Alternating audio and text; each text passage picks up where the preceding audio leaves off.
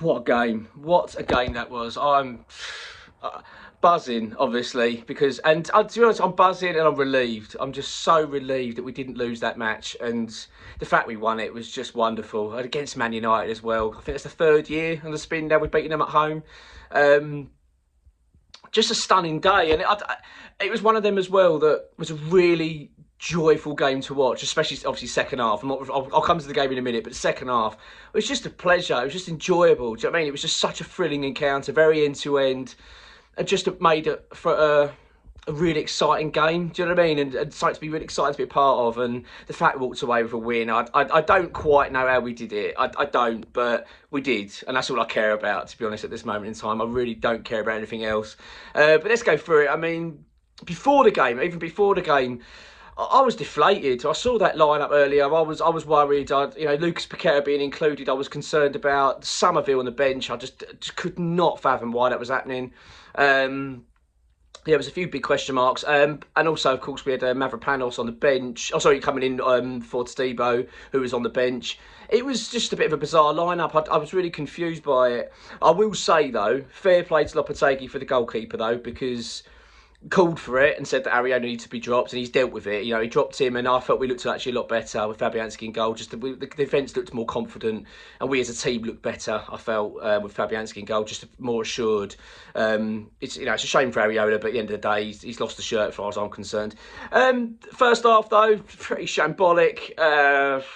Hard to be really positive about many things in that first half. Man United were just dominant. But I wouldn't say they were actually dominant. It was just that we were making life so easy for them. We were pushing forward, but we were just so exposed. And they were carving out chance after chance. And you just felt at any moment. And I was saying to people with me, I said, it's just a matter of when now. Do you know what I mean? It's not a case of, Man United going to score? It's like, when are they going to score? It really did feel like that. So to go in at half-time, 0-0. I mean, they missed a sitter as well. Dallo was put through. He goes round the goalkeeper. Fabianski comes flying out like a lunatic. He goes round him.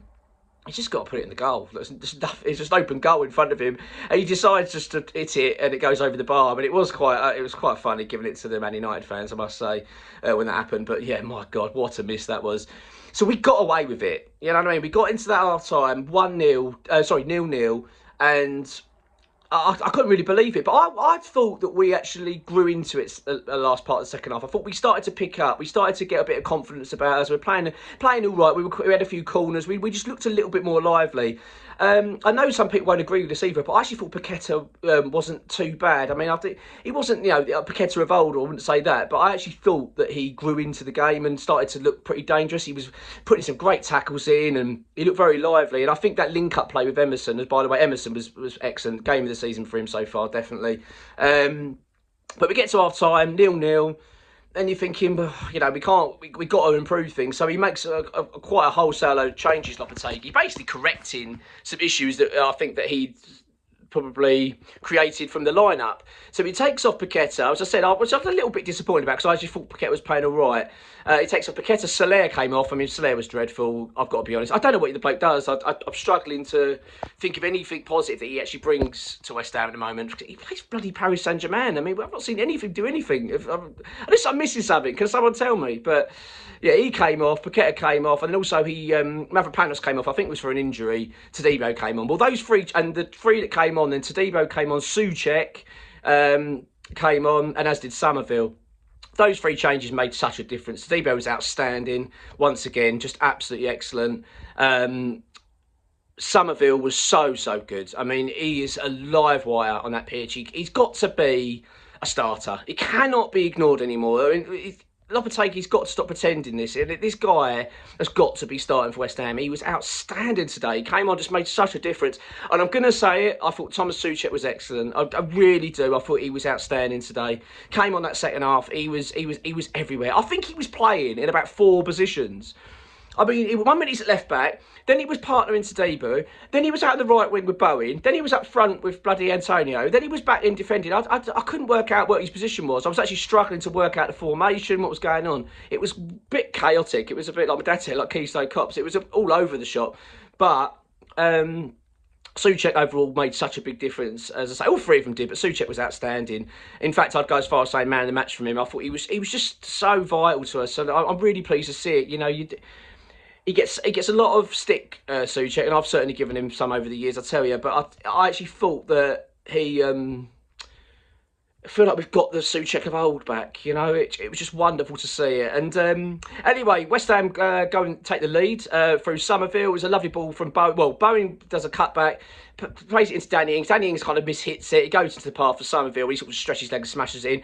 It's fantastic. West Ham, you know, London Stadium went mental. It was great feeling. Great for him. First goal for West Ham. And I feel like that could be a big moment for him in his West Ham career. You know, if he can cement that place now, which he bloody should be, you know, when you're thinking we've got Forest next, he's got to be starting.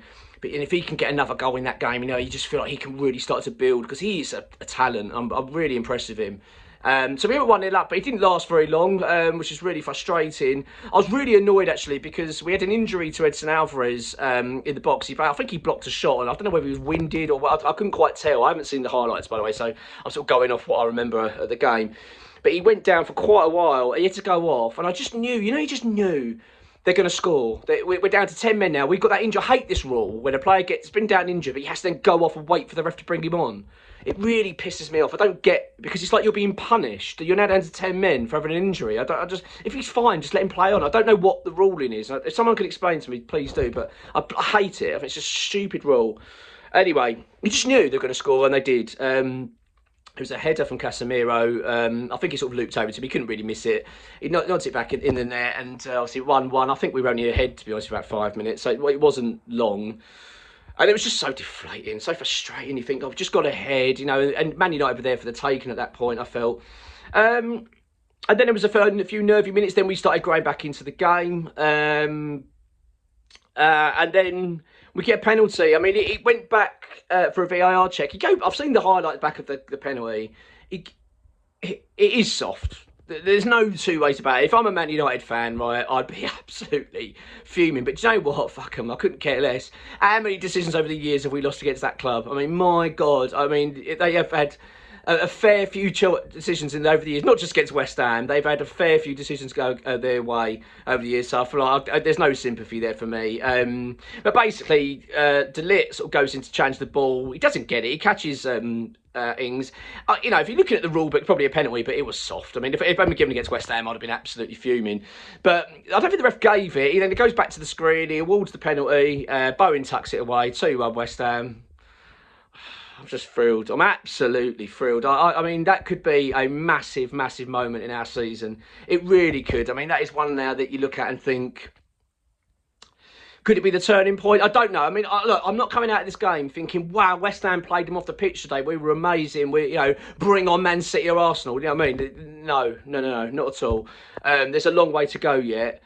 But it feels like a moment that possibly could be that sort of just to breathe some confidence. This team needs confidence. You could see from the first half, there's a lot of players out there suffering from a lack of confidence, and you just feel that could help them, because we did grow into that game. As I said, first half I felt we did, and the second half we were excellent. For the second half, I think, if you said I think West Ham deserved it, I would say we were probably a bit fortunate, especially with the penalty.